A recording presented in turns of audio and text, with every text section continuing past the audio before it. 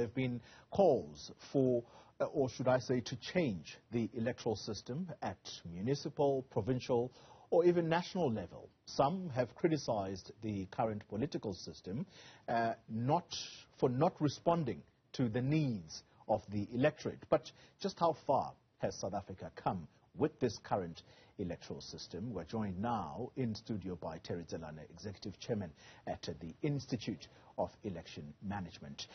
Mr. Tselane, thank you very much for your time and indeed for honoring this invitation to studio on such an important day. Before we drill deeper into what South Africa's electoral system looks like and what needs to be changed, if any, let's start with the concerns, or what I would say has been the public discourse in the last few months, and that is that South Africa's democracy is under threat because of instability within the governing party that leads this country.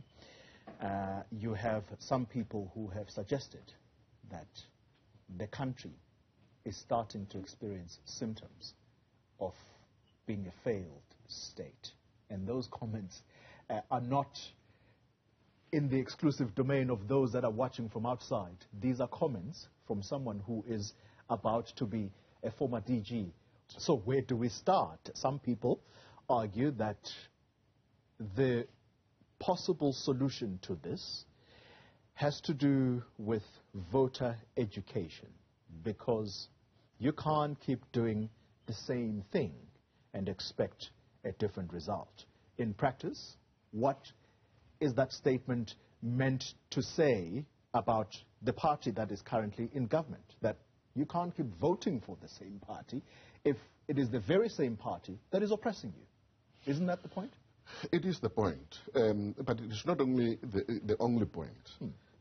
We've got to deal, of course, with voter education and ensure that we empower the citizens of this country to be able to shape their own future. They've got to know the system, how it operates, and the implications of their vote. But also public representatives have got a major responsibility, because through their actions they can either discredit the whole democratic project. And we have seen, and you have indicated that in your conversation now with Dr. Gwen Ramokgopa, about some of the malfeasance that are happening within the society, all these difficulties that are happening within the society, largely as a result of the conduct and behavior of public representatives.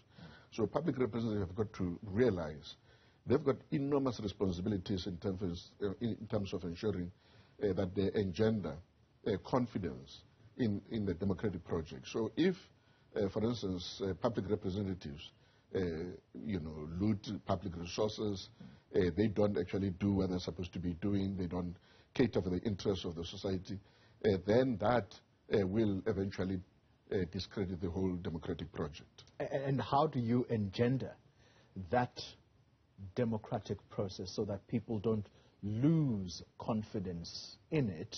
And I say this on the back of the local government elections, because that was much of the same worry, in particular for young South Africans, because that's the next generation of voters that they seem to be apathetic. They couldn't care about voting. And some people even think that not waking up to go and vote because they're simply depressed by the circumstances of the moment, that's possibly the solution. Are they right? Well, we've got to, as we suggested earlier on, we've got to really empower people to be able to take their own decisions and then be able to elect the kind of representatives that they believe will be able to represent their interests. You know, currently the voter education projects in the country, I think to say they are there would actually be saying, would not actually be the truth. I think but that's a very important statement you've just made, because I've got to quickly interject and say, so if voter education has been lacking, what responsibility do you take as someone who's been in that IEC organization for a very long time? What are some of the deficiencies that you observed and possibly even left behind? Two things. One is that the resources that have been allocated to the Commission have been such that the Commission would actually rather use those resources to channel those resources rather to operations. And then therefore programs such as voter education and democracy education as a whole have actually suffered.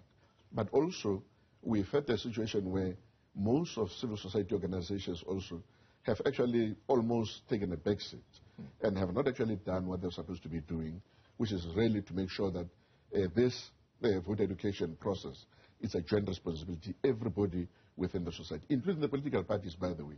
They've got the responsibility in terms of educating the electorate about the electoral processes and democratic processes in general. So this has not actually been happening.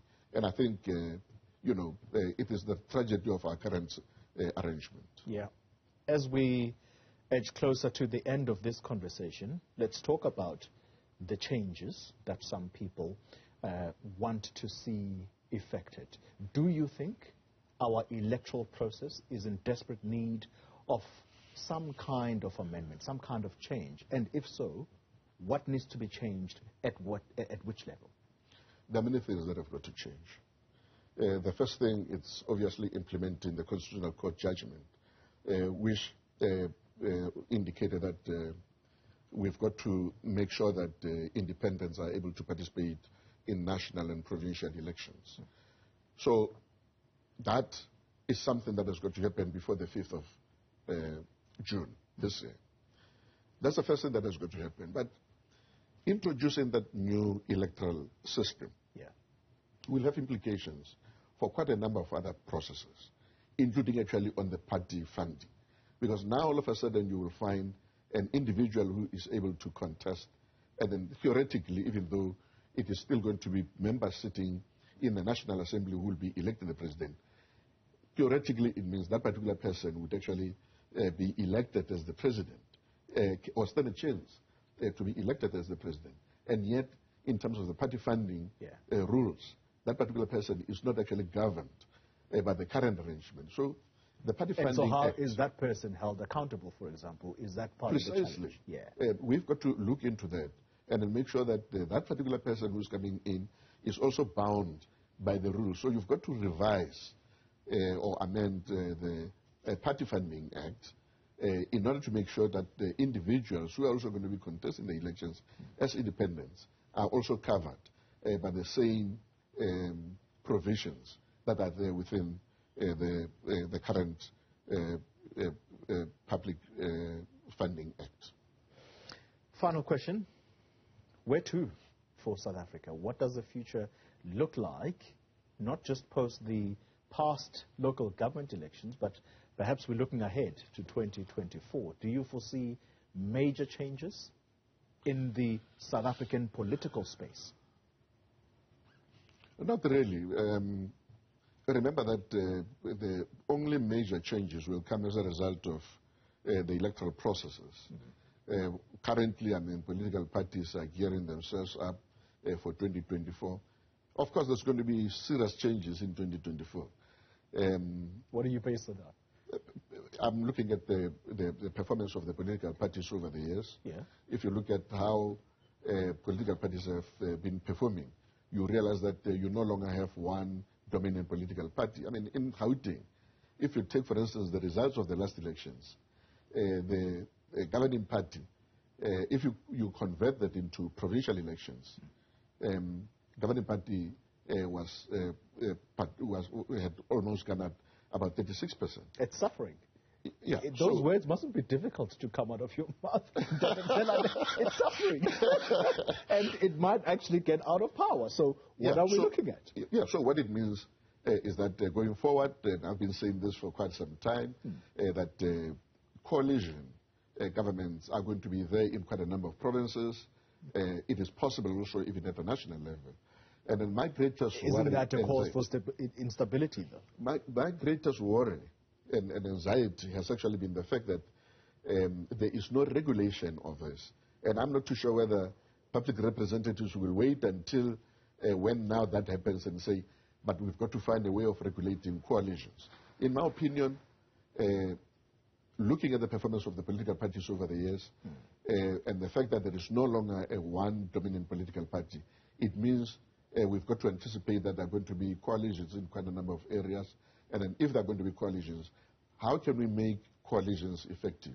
And the only way that we can make them effective and then be able to deliver to our citizens is to make sure that they are actually regulated. Tselane, let me thank you very much for your time.